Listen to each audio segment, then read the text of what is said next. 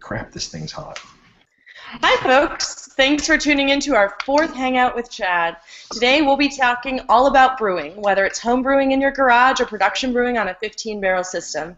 My name is Laura, and I'm the Communications Director here at Noda Brewing Company. Before Chad gets started with today's topic, I'd like to introduce our 2 guests.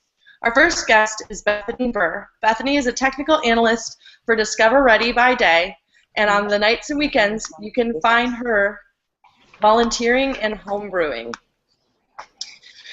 She's either leading the Charlotte Beer Babes, marketing for Oktoberfest, or hanging out with her homebrew club, the Carolina Brewmasters. As a volunteer, she works with approximately 25 to 30 charities per year. We're also joined by Rob Adams. He works as a web developer for the Charlotte Observer, but when he's not designing web-based platforms, he's probably spending time with his wife and 2 boys or home brewing. Rob has been homebrewing for 20 years and has won multiple competitions. He's a small batch brewer at Heist and recently showcased his salted caramel stout at Noda. He's been a member of the Carolina Brewmasters since 2009 and currently acts as their president. Finally, we're happy to introduce our favorite marketing consulting company here in Charlotte. The Savage Way is run by the dynamic duo Tori and Paula. These ladies will be monitoring Google Plus and social media to field your questions throughout the Hangout. While Tori describes how to use the Q&A app, go ahead and follow them at The Savage Way and make sure you're following us at Noda Brewing. Okay, hello, and thank you for having us again. Today we're going to help facilitate the questions from social media. So first, let's start with Google+. If you're following along with us today on Google+, you can hover over the top right of your screen. There's a little grid, and that will enable the questions app. From there, you can type us questions, and we'll get to them as soon as possible. If not, we'll tweet or Instagram or Facebook you back later at some answers. The other way to engage with us is via Twitter. So, of course, use @Noda Brewing, and then we all want to keep this trending, and that's Noda Hangout, #Noda Hangout. So make sure you use that while you talk to us as well. Thank you so much. Awesome. Thanks, Tori. All right, Chad, our head brewer, is here and ready to hear from you, so keep those questions and comments coming. Chad, I'm going to turn it over to you. Thanks a lot, Laura. Hey, hello, everybody, and thank you, Rob and Bethany, for being here. Cheers. It's a good noon right now to start drinking. Just wanted to, real quick, besides just welcoming everybody, just want to put something out there really quick. This is actually really nice coincidence that we're talking about home brewing and the similarities and differences on production brewing and whatnot, because this weekend, tomorrow, Noda Brewing Company will actually be hosting an AHA rally. If you don't know what the AHA is, it's the American Homebrewers Association. They're one of the most influential organizations out there as far as craft beer education, homebrewing education, and promotion, etc. And it is starting from 10 a.m. and goes to 1 p.m. It is for AHA members only, and you can actually sign up there at the location, which will be outside in our parking lot, or you can actually go to our Facebook or our website on the events tab and get signed on as an AHA member there. We will have a lot of fun stuff going on. We'll have we actually did different single hop variety homebrew batches. I believe 13 different types of single hops on the same type of grain bill and the same yeast to showcase different hop characteristics on 5-gallon batches. So we'll be sampling those out, you know, and also just general fun at Noda itself. So go check it out tomorrow, 10 a.m. to 1 p.m. Now going on to our guests of honor, Rob and Bethany. How are you guys doing today? Very good, except I can't have a beer at work. You need to quit. It's horrible. Just wanted to start off really quick. Just as Laura said, we got some pretty diverse brewing experience. Todd, you've been sorry, not Rob. Rob, you've been brewing all about just short of as long as I've been alive. And Bethany, you're relatively new to brewing. So let's do ladies first. Just want to get like how you got into home brewing and what was your first memories of your first batch. Bethany. So, yes, sorry, and I'm so sorry if there was some noise back there. Some pop-up came up on my computer and started talking to me, so apologies about that. I actually, funny you mentioned the Noda AHA Rally Brew, because that was actually my first all-grain brew ever. Nice.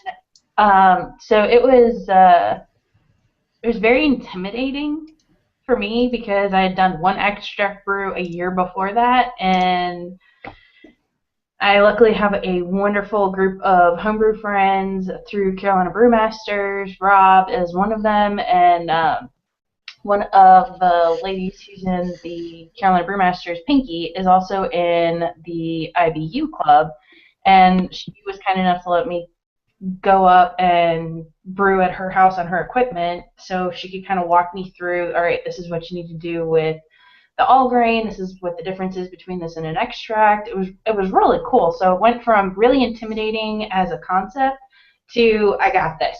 And Nice. I mean, it was great. I loved it, and it smelled so good when it was sitting in my bathtub. Nice, excellent. And Rob, you've been homebrewing for 20 some odd years, or just hit 20 years. With Bethany's perspective, now we have a whole a numerous amount of like homebrew groups and whatnot that have mentors and things like that for people that are interested in starting to homebrew. Like Bethany just said, she can have people kind of help her guide her through the process of it. Back when you started, I don't think that was the case. Can you kind of go over how you got into homebrewing and what the scene was like when you started up? Yeah, it was definitely not the case. I mean, the AHA existed at the time, but I didn't know about them. I got started with a friend of mine, Steve Gilbert. We were roommates in college, and we were drinking the macro beers, whatever was cheap at the time. So if it was a 12-pack on sale, that's what we were drinking. And I think the first craft beer that I drank was Guinness. And I was like, wow, this is so different than what I've been drinking. Let me try something else. And then I think the second thing was Sierra Nevada Pale Ale, and I hated it. I really couldn't stand it, and I don't know. At the time, I thought it tasted like rust, or it had like this rusty kind of iron character to it, and I don't know if that was the case, and it was just trying to make its way out here to North Carolina. It was getting bad, or if it was just my palate was so unrefined that I had no idea what I was tasting. Probably the latter. But then Steve had heard about alternative beverage, and he said, hey, we can make our own beer. So we both bought kits, and my first kit was a cream ale kit, and it was okay. It wasn't anything to write home about. I mean, it was just using regular, what they called yeast. So there was no variety, there wasn't the variety of yeast that we have now. Right. And it was a dry yeast, and I just sprinkled it on the beer or the wort when I, boiled it and threw some water in it, sprinkled the yeast, and it came out okay. And I brewed like that for about 13, 14 years until I joined the Carolina Brewmasters, and that's when everything really just took off because I had access to all the people who had more experience than I, even if they hadn't been brewing as long. People who had been entering competitions, beer judges, and then all the experience at Alt Bev, because at the time I was living in Maryland when I started brewing, and my local shop was an hour away, so I didn't go down there very often. But just having that access to all that information really improved my brewing, and it just took off from there. Yeah, it's really awesome to have the inspiration from seeing what other people can do, and I think that was one of the biggest things when I started brewing in Charlotte itself, because I dabbled in it prior to, but being able to be around other people that were doing different things. It's not only just a good source for information and guide on how not to make a horrible product that's going to be a drain pour, but also to get inspiration behind what other people were doing. It's like, oh, I didn't even know you could do that in a beer. And I think that a lot of people kind of stretch out to do as much experimentation, because when you're homebrewing, you don't really have a whole lot of rules. You can do whatever you want to. You can make it, it's got cotton candy pale ale. It's like you can do whatever you want to, and it actually it's like complete freedom. But I think that people go through that, and then they evolve into more so the style strict categories and stuff like that. And Rob, you have a lot of experience with competitions and things of that nature. How do you think the competitions and the beer judging scene has kind of refined the the way that people kind of approach beer making. Because before I even started doing competitions, I was just trying to make the weirdest beer that I could make, and it was only after considering going to a competition that I ever really thought about trying to hit style guidelines itself. So you want to talk about just kind of how the guidelines exist and how it kind of helps people refine down how they actually brew and the practices for it? Yeah, and it's interesting the way that brewers tend to evolve when they really get into the hobby. A lot of people, especially a lot of the CBM members that I know, get into brewing and then want to do the weirdest stuff they can think of, especially now because that has kind of grown into the craft industry as well. So I think it's part of the growth experience. You get in, you want to see your limits, so you test every limit that you can, and you make an onion beer or you make a caprese beer. Yeah, I did that. That beer was good. I don't care what it was. It was very good. So, you know, you push your limits, and then you want to say, then you want feedback. So you go to the competitions, you put your weird beer in there, and everybody piles their weird beers into specialty or spice herb and vegetable, and it doesn't really give you good feedback because there are 40 beers in the category, or 30 beers, and they're all different base styles, and they're all different. Don't get lost. So what ends up happening is you want to refine your process and say, okay, well, I want to focus on fermentation, or I want to focus on sanitation, or I want to focus on recipe building. And the best way to do that is to look at the style guidelines and say, okay, well, here are the set guidelines. I'm going to brew to the guidelines and see how well I can do it. And I mean, that's what really got me into judging, that I can be very competitive at times.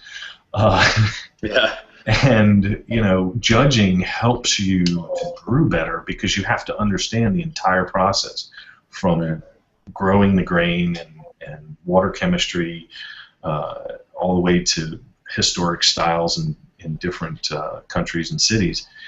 So you really get a breadth of knowledge that helps you brew the beer to the style. Absolutely. I think that also, if anyone's really interested in doing home brewing, if you haven't been a home brewer, you should get acquainted with the different styles. And when I was coming up, the first major thing I tried to do was try to identify hops in beer.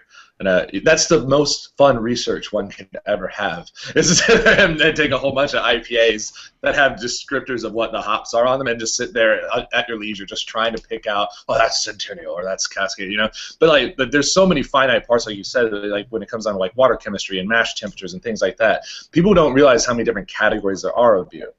And when you're going to a competition, for example, at World Beer Cup, I think there was 96 different categories, and each category has anywhere between 2 and 4 subcategories for it. And a lot of them are lump categories where something just isn't really easily identified. So it goes into specialty or goes into urban spice and stuff like that. So I think a lot of people don't jump into homebrewing just to see what they can make, as opposed to what is expected of the beer world itself. So if you can become acquainted with them, it kind of helps narrow down where you want to start. And it's also, there's so many different style varieties out there. It's not like you have to stick to this boring one type or this other type of beer. There's a huge amount of different, there's hundreds of different recognized styles. We got a question from Tori and Paulo. You guys want to jump in and ask that? Yeah, sure. So Paul Craft, I think his name is, from Google Plus, asked, and I guess this is to all three of y'all, how much do you think your taste and appreciation changed with education? Bethany, you want to start off with that? Oh, yeah. So I'm going to take this as a two-parter. So there's beer education of just drinking the beers, but then there's also beer education from making the beers. And I think your taste buds change a little bit differently with both of them, because as you're tasting just beers, you're taking the finished product, and you are able to see, okay, this is what the bottle says it should be, or this is what other people on Beer Advocate or Untapped have said that they got out of this. So do I get this? Do I not get this? Whereas with homebrew, you're kind of starting with either some kind of an extract or an all-green kit that's a base, and then you're building it on your own. So you've got so many different things that you can taste in there, and when you're brewing your beer, one of the things you do is after you start to cool it, you take a sample of it and you try it. You get to taste it before you've added the yeast, before it becomes anything more than just a basic wort. And that changes some of the flavors that you get out of it at that point versus when you taste it again in 3 to 8 weeks when you've actually got a finished, a fermented beer. And so it kind of helps you pinpoint a little bit different pieces of the puzzle, so to speak, when you're drinking. So I think education definitely helps a ton. But I mean, it's a little different too, and it's really interesting the different things that you get when you're making the beer versus when you're just drinking the stuff everybody else has already made. And I don't think there's a problem with either one of those approaches. So fun, great research. Rob, what do you think? Anything to add? Well, yeah, homebrewing really changed my perspectives on beer because I had never tried sour beers prior to homebrewing. I'd never tried English milds. There are a bunch of styles that are in the style guide. The Beer Judge Certification Program puts out style guidelines. They just released a new one this year and with expanded guidelines. And I had never tried a lot of those styles until I either brewed them or had them at a homebrew club meeting where somebody brewed them and brought them in. I'd never tried mead before until I had some of Kevin Martin's mead and was blown away. And now I think I probably have more ribbons in mead than I do for beer. So it definitely kind of expands your horizons. You start looking at the guidelines and reading the guidelines and saying, hey, I've never tried that. I'd really like to try brewing that, or try it. And you go out to the store and try to find it, and you can't find an English mild in the store. Yeah, a lot more companies are making American milds, which aren't quite as mild as an English mild, but we have to make everything bigger. But it expanded my horizons in the beer world quite a bit. Excellent. Yeah, I definitely agree with you guys, and I think that just to wrap that up to the when you're drinking beer and you're an enthusiast in beer and whatnot, you can get really technical with like flavor, like taste analysis and things of that nature. You can develop a really well-defined palate to beer, especially if you're trying to pair it with food and things of that nature. But you tend to get really adjective heavy, and you tend to be like, oh, it's got this nice citrusy character to it, or it's got this sort of like roasted notes or caramel notes and things like that. When you're brewing beer, you can actually see all the different X factors that accommodate those flavor compounds that you're describing from the beer. And there's a lot of people that just completely don't understand the amount of ingredients that can go into beer, or the refinement of it. I mean, you look at a listing for an imperial stout that could be made, would have anywhere between 4 to 9 different types of grain in it. All ultimately to just create this big behemoth roasty taste, and then several different types of hops, and the yeast has to be a certain way, blah, blah, blah. Or you could look at a Pilsner, and it could have 2 malts in it, or 1 malt, and just like the dynamic between the ingredients equaling out to what that taste perspective is, it gives you a different depth of appreciation for what you're actually drinking.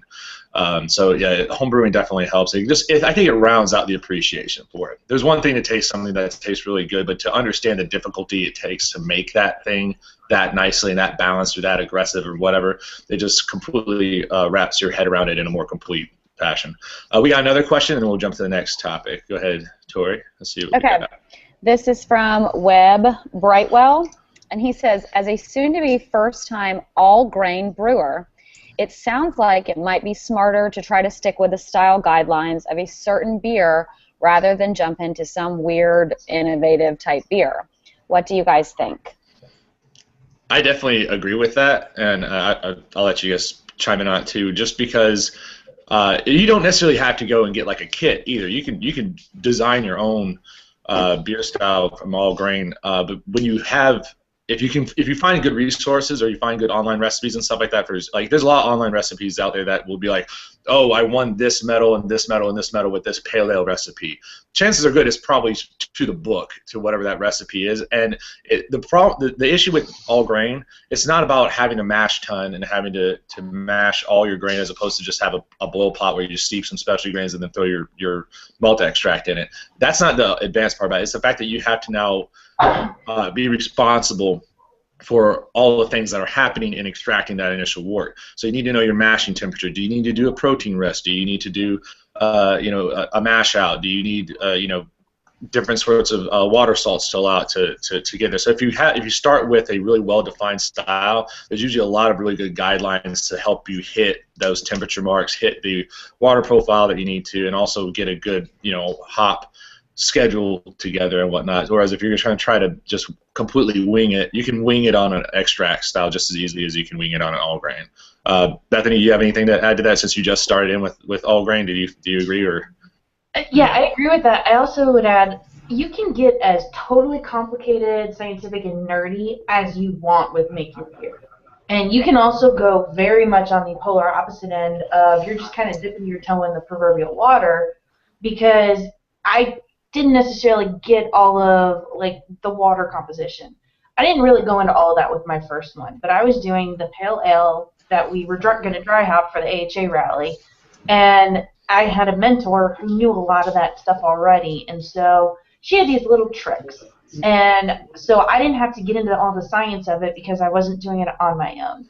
But if you're doing it on your own for the first time, or even with a mentor or just somebody else, simpler is usually better for the first time you do some of that stuff, just because you can kind of get the pattern down and then figure out, okay, now I want to adjust it because I've figured out the base that I want to use for the process, and then go from there. So that's just my 2 cents of the total newbie. Rob, do you have anything to add? I totally agree with what Bethany was saying. Make it as simple as possible, and a lot of that is, with your first all grain batch, you're trying to remember so much. You're trying to take into account, like what Chad was saying, with your grain temperatures and your mash temperatures, and making sure that your sparge doesn't get stuck. And there are all these new terms and procedures that you need to familiarize yourself with. So in some ways, I would say stick to the guidelines, stick to something simple. There are a couple styles that come to mind: blonde ales, porters, stouts. Things that don't require a ton of hop additions or special mash temperatures or anything. And get your process down. See what it takes for you to be able to take grain and turn it into beer first, and then you can say, all right, well, how do I make this weird? How do I make a vanilla oaked blonde ale or that kind of thing? And then you don't have to worry about process because you've already got it down. Take meticulous notes, because those will help you as you progress through your learning cycle on all grain brewing, and you'll be able to look back and say, oh yeah, I forgot to bring a pitcher to Vorloff for my my batch sparge. So when you're gathering up equipment, then you remember the next time to bring your pitcher, and you don't have to run all over the place looking for equipment. That's a good point, and I think that too. Once you get it in the fermenter, or once you get your first all grain batch into the bulk kettle, once you get it in the bulk kettle, it follows the same steps as an extract brew. If you really feel inclined to excessively hop the finish of the blow or something like that, it's just to add your own flair to it. It's fine, but I would definitely be careful about what you do to throw your own flair into it, because if you're trying to really analyze what you've done, and let's just say you did a pale ale and you wanted to throw like tangerine juice in it or something like that at the finish of it, and you're sampling that. If it's particularly dry, was that the juice that I threw into it and that added more fermentation, or did I mash it too low, or did I have a bad water pH, stuff like that? So if you're really trying to nail down making a really solid beer, the more X factor you throw in there, the more stuff gets in the way to really hyper analyze what you're doing. But don't be afraid to make it your own. It's just make sure you know what you're doing to begin with, and you take the notes. Just like Rob said, note taking never stops. Whether you're getting paid to brew like I do on a 15-barrel production system, or if you're just doing it for fun, if you take notes, you have better accountability, and you'll be able to not make the same mistake if you did make a mistake prior to. Now, just jumping over to another topic, just basically, Bethany, if you had one thing that someone had warned you about or wish you had known to begin with when you started homebrewing, what would be your one advice to someone that would that's not currently homebrewing at this point, and you would advise them on it? Actually, this is something that I did learn and I did take, and I am so grateful that I did. So Lisa from the Carolina Brewmasters, the Charlotte Beer Babes and I run, we did a homebrew class and then a homebrew mentorship pairing with ladies from the Carolina Brewmasters. And one thing that Lisa stressed in the class was keep it simple, and if you've got your carboy or your fermentation bucket, put it in the bathtub. If something blows off when you add the yeast and it explodes a little bit, it's easier to clean up. When you're going to bottle, put your stuff over pull down your dishwasher and do all of your bottling over the dishwasher, because then all you have to do is close the dishwasher, run the dishwasher, and clean it. And that was so crucial for all three of the beers that I have done, because let me tell you, when I had my beer have this huge explosion, it's all over the bathtub, but the bathtub is really easy to clean up. You just spray it down or whatever. If I had that over carpet, I would have started to cry and probably still be crying 3 weeks later, because it would have just been all this yeasty fermenting stuff that would just soak in. So that's one thing that I would throw out there for anybody who's starting, is once you're done with the beer, try to keep it as simple as possible for something like that, where if something goes wrong, it's easy to fix. It's easy to clean up. And when Bethany's talking about explosion, for people that don't know, there's no fire involved in it. It's just it's fermentation blow off. There's no destruction going on in the process of fermentation. Oh, maybe not for you. Yeah. Why don't you brew with gunpowder? Stop that. I brew with propane. The top of the beer looked like Marge Simpson's hair. Like, it was just going straight up, and it just started to explode off a little bit in little pops. And so there's just like little dots of beer all over the place, and it smelled delicious. But yeah, it was just Marge Simpson's hair look. So nothing dangerous. Rob, you've gotten the opportunity to do a couple small batches over at Heist, and you got to brew with me over at Noda for the salted caramel stout. What sort of stuff were you surprised at when going to production level brewing, or stuff that you thought was, even if you were surprised at how similar it was, to brewing in your own home? Like, what was your experience overall? And hopefully it was a good one with me. I don't know that it was so much a surprise as it was enlightening. Like when we were talking about sanitation methods, and a lot of the sanitation that you guys do is with hot water sanitation rather than using star sand, which a lot of homebrewers use. And I can understand now, if you're running star sand through a pump, it's going to foam like crazy. Yeah, that's crazy. Talk about Marge Simpson hair. Oh, and by the way, Bethany, if you're getting blue beers, you're doing something wrong. It was just the style. It wasn't the color. Oh, okay. But there are a lot of. The biggest thing is equipment. Scale, obviously.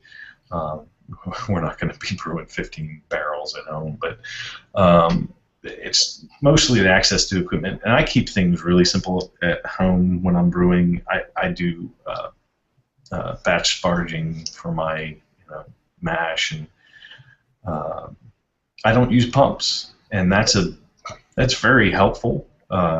It's more stuff to clean, which I really hate doing, but the sanitation methods, the pumps, access to ingredients. On a homebrew scale, you can use small amounts of really expensive stuff, and it doesn't get too bad. Or you can use an ingredient that really wouldn't work at the scale. And Chad and I had that experience with the salted caramel stout, because finding caramel, the way I make it at home, was almost impossible to do. So Chad ended up making it, and I'm sure he ended up cursing me at the time. only every 30 minutes. Only every 30 minutes. But, you know, when I made the caramel at home, I just put the sugar in the pot and caramelized 4 pounds of sugar. It wasn't a big deal. But when you scale that up to 15 barrels, you're looking at, you know, almost 200 pounds of sugar that you've got to caramelize. And that makes a big difference. The same with, you know, the chocolate that I add is Ghirardelli chocolate powder. And if you were to put that into the boil kettle, you would end up with this huge amount of chocolate sludge that would get pumped over into the fermenters, and it doesn't fall out very well. It would be a mess. So, you know, there are differences in scales of ingredients as well, and extraction rates. You know, at home I get maybe 70. If I might have a good day, I get 75% efficiency in my mash. And Chad, you guys get what, 90, 85? We get about 82 on average for our new 60 barrel system. Will be between 90 and 95%. Yeah, that's the one I was thinking of. Yeah, so, that's pretty high. That's huge. But, you know, as homebrewers, it's not a big deal. You add an extra pound of malt, so, and then you can hit your gravities. So, but if you did that on a large scale, you're adding a lot of malt. So definitely. Now, for those of you that don't know what efficiency is when he's talking, it's not about time and work done. It's mash house efficiency is basically stating how much sugar you're able to extract from the amount of grain you put in. So the higher the percentage, the more utilization of the grain sugar you're able to have. Obviously, the higher percentage you have in efficiency, the less amount of grain you have to put in order to get the same amount of original gravity. It's science. But one of the things, and I hope you got this out of it too, but going from, like for myself, going from a garage to production, there's obviously a lot of fear in the transition. But what's surprising to me is how much the similarity is. Like, we're all ultimately doing the same thing, whether, you know, Bethany's fermenting in her bathtub, or Rob, if you're doing batch barging and whatnot. You do a 10-gallon brew, right? Or is it a 5-gallon? I can't remember. I can do both. I usually do 5, both, yeah. Just for variety. Right, or if you're doing 465 gallons of final product, the theme and the goals that you have are ultimately the same thing. You know, we're all trying to take grain, extract sugar from it, make it work, boil it, sanitize it, throw fun stuff in it, and sometimes really stupid and annoying stuff, and you know, you get it with some yeast to keep everything really clean and all that sort of. There's not a whole lot of different. A lot of people think that there's some like magical change up that happens whenever you go from making it in your garage to making it on a big system, and ultimately you're still trying to get the same thing. The gravities that we hit when we were homebrewing Hop, Drop, and Roll, and Notarize, and Coco Loco, and Ramble on Red are all the same now on a 15-barrel system when we're doing them 4 to 6 times a day. Then we did them, you know, 3 times off of a 10-gallon, you know, cooler and mash tun and whatnot in my garage. The differences in production versus homebrewing, and Rob, I think you've been able to see that with your experiences at High Stand over with us, just at least checking on the beer, is our timeline is very different. How long do you guys say you let your beers ferment out, Bethany and Rob, as far as just your average 5% or beer for fermentation rest? For an average beer, I usually just put it in the primary for 2 weeks and then keg it. And then I hook it up to the gas, and it's usually ready in about a week. So I can go to grain to glass in about 3 weeks or so. Larger beers are going to take longer. Right. But I skip secondary almost 99% of the time. Mm-hmm. Bethany, what about you? How long do you go from grain into drinking it? So we are at about, I think, four weeks for the all grain. And then both of the extracts I've done a peach kolsch and then a imperial IPA, and they're both have been and going to be about 5 to 6 weeks. But we're not doing secondary we didn't do secondary for the peach kolsch. We just waited until we had time to bottle it because we did it as a group. So went a little bit longer than it probably needed to, but it turned out okay. So, you know, that was a big thing, is I've always been nervous about, do I let it go too long? Is it too short? And everyone has told me it's really hard to screw it up. Right. Relaxed where you have a homebrew. You can definitely go too short on some of them, that's for sure. But when you jump to the production scale, all of a sudden you have orders. It's not just you and your friends that want to drink it. You have a lot of people that actually have committed orders to getting the kegs of your product out. So the time frame on complete attenuation or the complete eating of all the sugars is actually way faster than a lot of homebrewers assume it is. Mostly because they want to keep taking samples of a beer they only got 5 gallons of to check the gravity of it. I can understand it. Like by the time you get done checking it every day, you're going to be, several pints short on your final product. But when you're on a production level and you got 60-barrel fermenters, and we check our gravities every single day, and most of our beers actually end up fully attenuating within 3 to 5 days. And then we have to let them clean up. And basically, we're on this constant rush to make sure that we can get the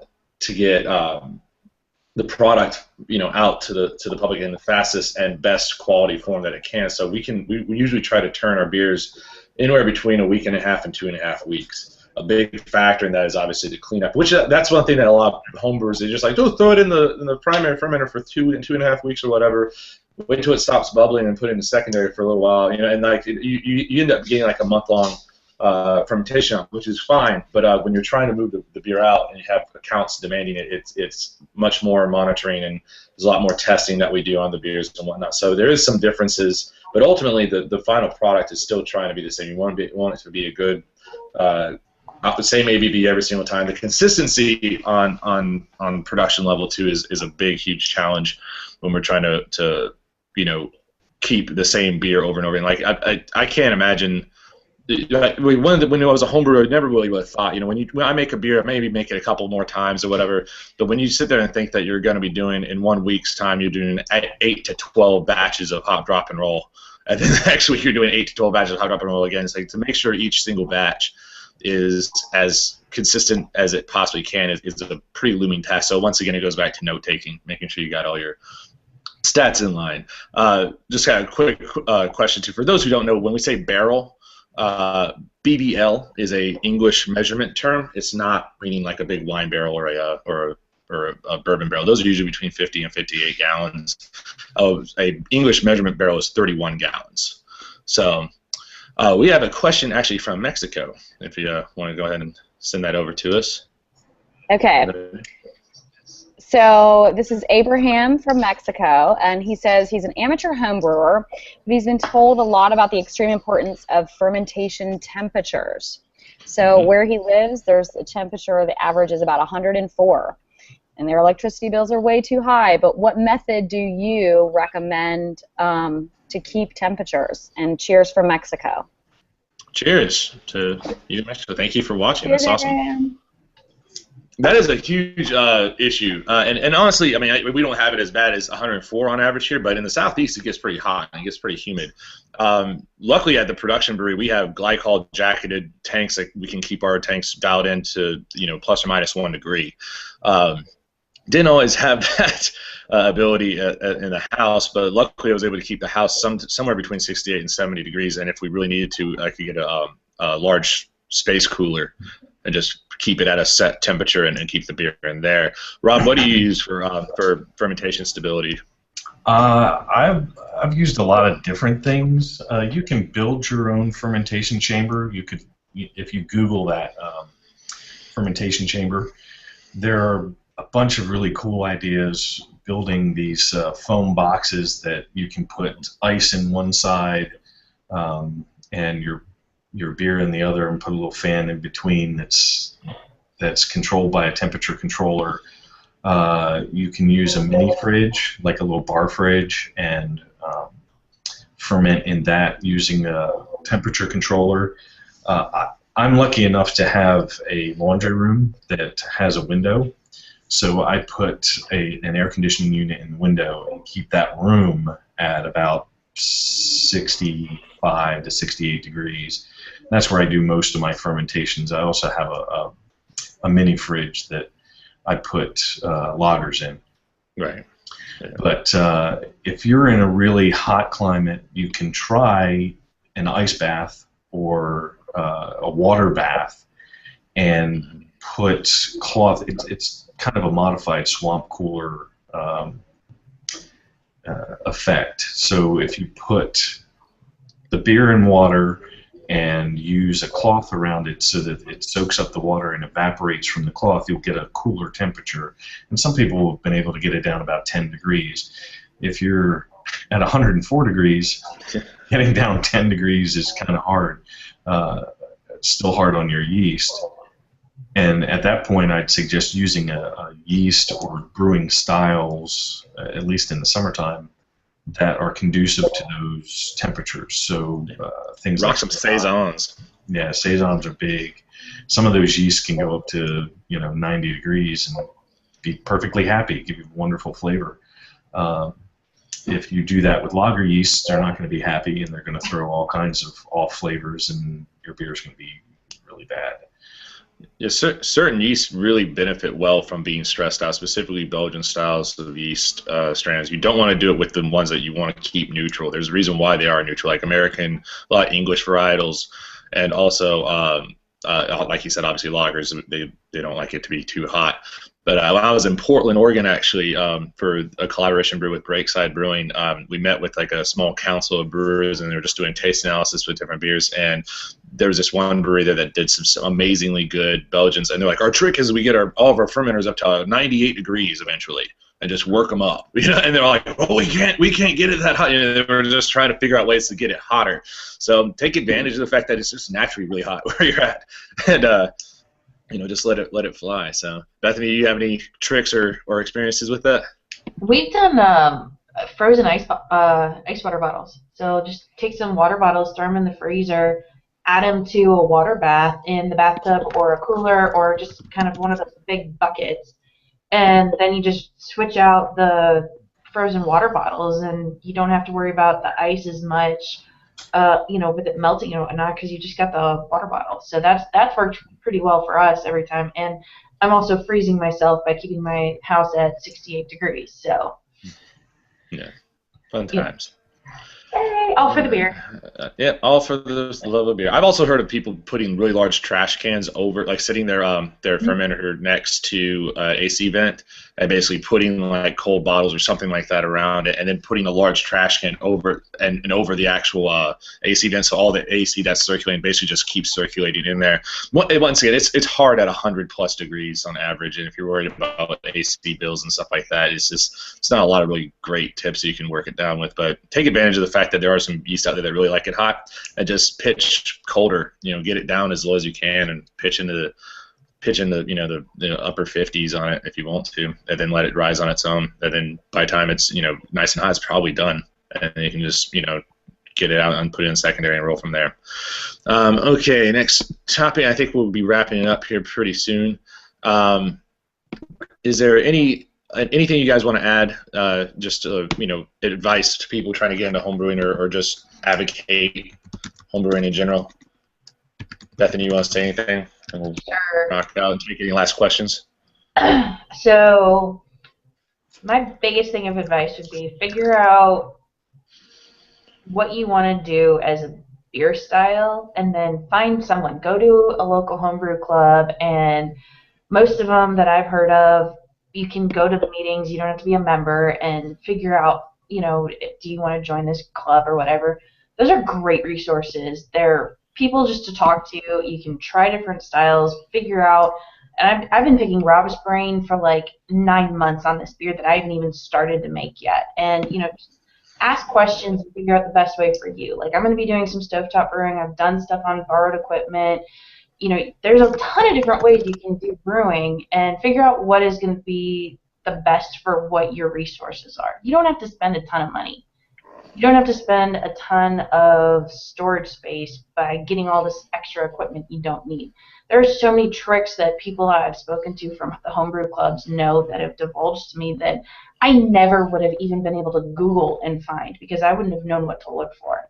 So just having that in-person or online message board kind of interaction is super helpful to kind of point you in the right direction before you get invested and do something that you don't feel comfortable with or that intimidates the heck out of you, because you're maybe doing it more difficult than you should have for what you're trying to do.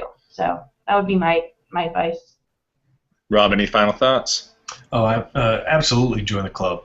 I know there are some people who don't like being in groups or can't make the meetings, or they don't have the time to. Of course, if they don't have time to go to a club meeting, they probably don't have time to brew either. But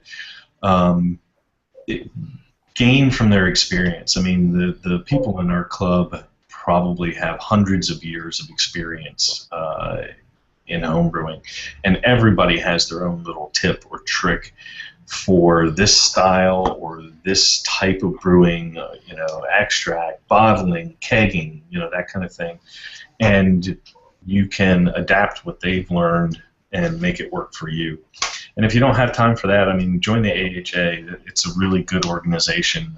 It's kind of our parent organization, and they've got a lot of helpful tips and tricks out on their website, or, you know, find sites like the Brewing Network or Homebrew Talk, that kind of thing, and just go through their information. Learn as much as you can. Awesome.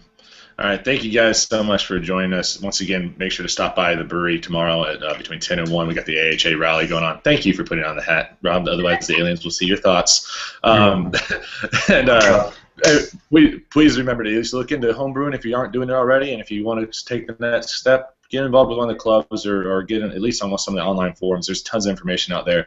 For a lot of us professional brewers, it's where it started. You know, I wouldn't be where I'm at if it wasn't for homebrewing, and I wouldn't know what I know if it wasn't for all the people that helped me out in it. So thank you guys so much. I'll let you sign us off, Laura. Consider yourselves notified. Thanks. Cheers. Thanks, guys. Cheers. Thank you all so much for joining us today. Really appreciate it. Rob, Bethany, it was really fun to hear your perspectives and everything that you have to offer this conversation. And Tori and Paula, thank you as always for being our social media gurus. We will be back next month with a new topic and some more guests to kick it with Chad. Just stay tuned to Facebook, Twitter, our website, Google+, YouTube, all of those great networking sources, and we will be sure to keep you up to date on when that hangout will take place. Have a fabulous afternoon and a great weekend. Bye. Bye. Thanks. Bye.